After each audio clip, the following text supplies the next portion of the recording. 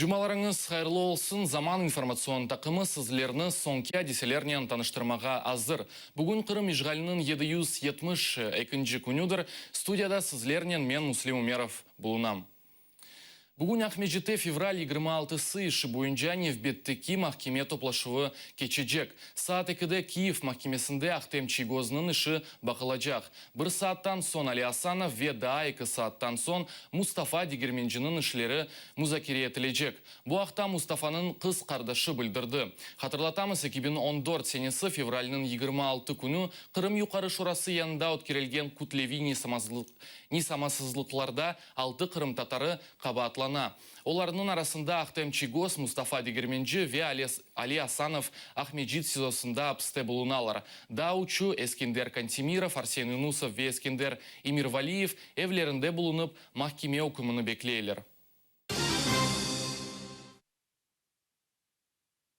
Вақтын ижғал етілген территориялар ве Украина ватандашларының ички абушмасы бойынша Назир Муавины вазифесіне Юсуф Куркчи тайынленіджек. Шымды Куркчи Қырым татарларының меселелері бойынша Украина президентінің векілі Мустафа Джемилевның фаалеті бойынша бүлік мудирі оларақ чалыша. Юсуф Куркчының намзетіні Мустафа Джемилев ве Украина баш назирі Владимир Гройсман 27 апрель күні өткерелген көрушы вақтында музакире еттілер.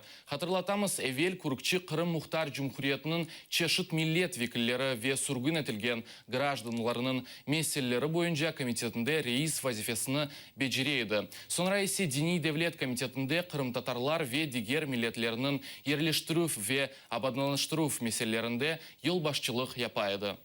Вчера с Гройсманом договорились о том, что первый заместитель будет человек, рекомендованный Меджлисом, то есть человек, который будет всецело заинтересован в продвижении проблемы оккупированного Крыма. И я думаю, что будет какой-то результат. Да, это будет Юсуф Куркчи. Қырым сакинлеріні ичтимаи ағылардаки месаджлары үшін жазаламаға девам етелер. Ахмеджит шерінің 22 яшлы сакинның ВКонтактеде ерлештірген дәрджіні ижғалжы прокуратурасы экстремистик оларақ сайды. Геншні экстремист малюматларының тарқатлуы ве экстремистик тешкилятлар тимсаллерінің тешфиқатында қабатлайлар. О 2000 рубле калимінде пара жазасыны төледі. Қырым ижғалінден сон бұ кибиджинай иш илгдегіл.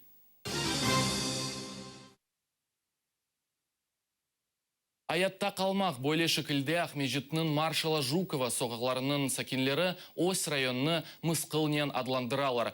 Инсанларының шекетіне көре ямачта тұрған бір қач F йықыла біле. Қырым пайтақның баш мемары ишандырғанына көре ола білежек йықылывның зарарына нұфузлу тешкилатлар қимет кесмеге мечбурлар. Ама акимет қарар алғанына қадар фелекет ола біле, чүнки Шымдеевның қорув деварлары бұйық чатлақлардан ибарет. Они были построены не на сваях, и они начинают потихоньку сползать. Уже 20 лет, как и трубы рвутся, и мы с вами пройдем, я вам покажу, подпорные стенки лопаются, которые вот поддерживают все. И канализация лопается, каждую неделю вызываем аварийку.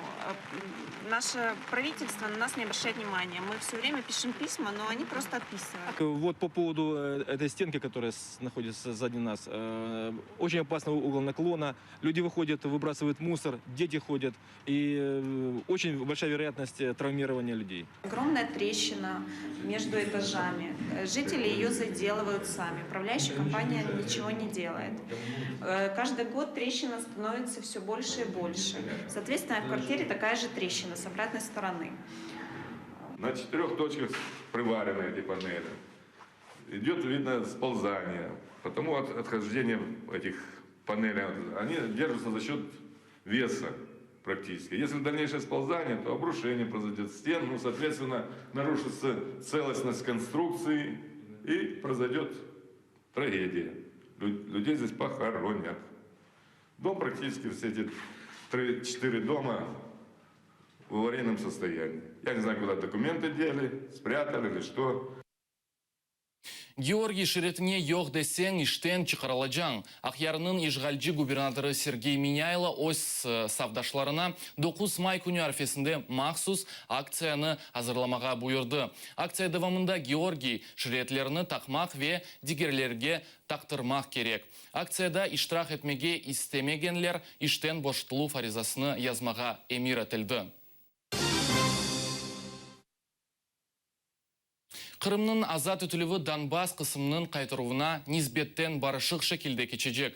НСАсы Украина шартлы атеш тоқтатылығы вақтыны доғры шекілде құланмақ керек. Бөле фікірні Украина саясетчісі Сергей Таран Радио Свобода Қырым ақиқат эфирінде білдірді. Таранның сөзлеріне бинайен Қырымның азат өтілігі процессіне Украинаның муафақиет факторлары бұйық тәсір ете біле.